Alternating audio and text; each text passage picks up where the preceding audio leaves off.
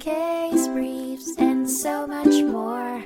LSData's got what you're looking for. In Larry Rodgers versus the United States, a 1984 case that reached the Supreme Court, the central theme was a lie, an outrageous falsehood spun by Rodgers to the Federal Bureau of Investigation, FBI, and Secret Service that ignited an unexpected legal debate and reshaped the interpretation of a key statute. In an unusual turn of events, Larry Rodgers had been indicted for making false statements to the FBI and Secret Service, but managed to duck initial prosecution when the district court dismissed the indictment. The drama unfolded when Rodgers approached the FBI with a tale of his wife's kidnapping.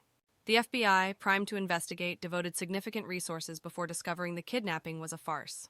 Rodgers' wife had left voluntarily, seeking solace away from her husband.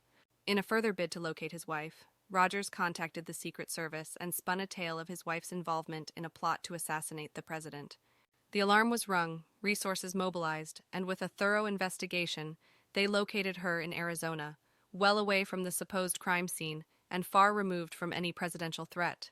Yet again, Rodgers confessed to false reporting to pressure federal agencies into locating his wife. Despite his confession, Rodgers had an escape route, one rooted in the interpretation of jurisdiction within the 18 U.S.C. Section 1001 statute, which covered false statements.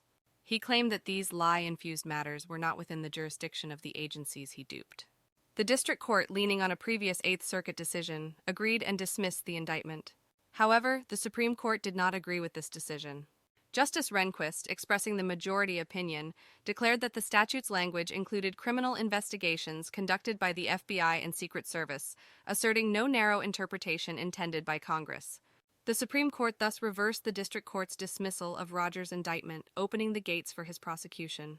The determining verdict in this captivating case further defined Section 1001's jurisdiction, extending it to cover any matters within a government agency's authority, not just those financially or property-related.